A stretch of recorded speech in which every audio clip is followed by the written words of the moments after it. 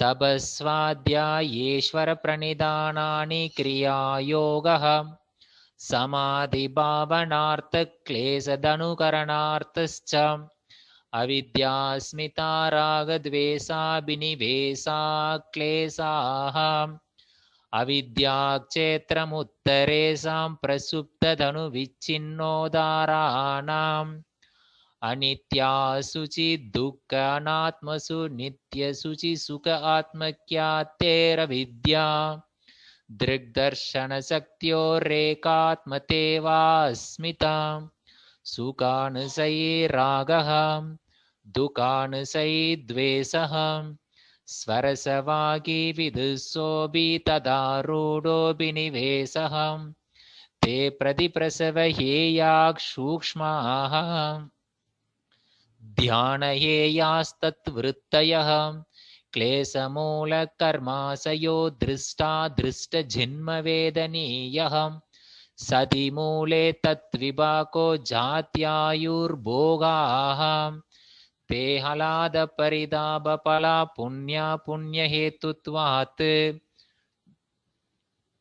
परिणामतापसंस्कारदुःखैर्गुणवृत्तिविरोधाच्च दुःखमेव सर्वं विवेकिनः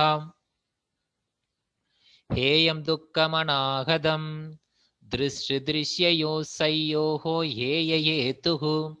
प्रकाशक्रियास्थितिशीलं भूतेन्द्रियात्मकं भोगभवर्गार्थं दृश्यम्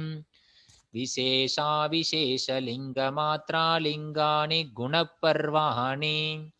दृष्टादृश्यमात्रशुद्धोऽपि प्रत्ययानुपश्यः तदर्थ एव दृश्यस्य आत्मा कृतार्थं प्रति नष्टम् अपि अनष्टं तदन्यसाधारणत्वात् स्वस्वामिशक्त्यो स्वरूपोपलब्धिहेतुः संयोगः तस्य हेतुरविद्या तत्तभावात् संयोगभावो हानं तदृश्ये कैवल्यं विवेकख्यातेरविप्लवानोपायः तस्य सप्तधा प्रान्तभूमिप्रज्ञा योगाङ्गानुष्ठानात् शुद्धीक्षये ज्ञानदीप्तिराविवेकख्यातेः यमनियमासन प्रत्याहार धारणा ध्यान समाधयो अष्टौ अङ्गानि अहिंसा सत्यास्तेय ब्रह्मचर्याभृग्रह यमाः एते जातिदेशकालसमयानवच्छिन्ना सार्वभौमा महाव्रतम् शौच सन्तोष तपस्वाध्यायेश्वरप्रणिधानानि नियमाः वितर्कबाधने प्रतिपक्षभावनम् वितर्काहिंसादय कृतकारितानुमोदिता लोभक्रोधमोघपूर्वका मृदुमद्यादिमात्रा दुःखान्यानानन्दबला इति प्रतिपक्षभावनम् अहिंसा प्रतिष्ठायां तत्सन्निधौ वैरत्यागः सत्यप्रतिष्ठायां क्रियाफलाश्रयत्वम् अस्तेयप्रतिष्ठायां सर्वरत्नोपस्थानम् ब्रह्मचर्यप्रतिष्ठायां वीर्यलाभः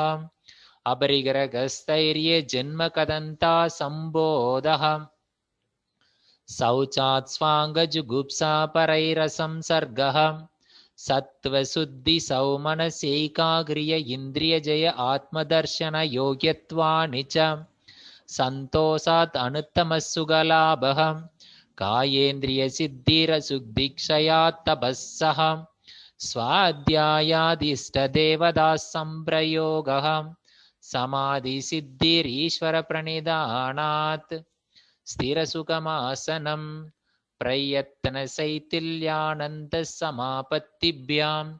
तदोद्वन्द्वानभिघातः तस्मिन् सति श्वासप्रश्वासयोर्गतिविच्छेदः प्राणायामः भाग्याभ्यन्तरस्तम्भवृत्तिर्देशकालसङ्ख्यापि परिदृष्टो दीर्घसूक्ष्मः भाग्याभ्यन्तरविषयाक्षेपि चतुर्थः तदक्षीयते प्रकाशावरणं धारणासु च योग्यता मनस्सः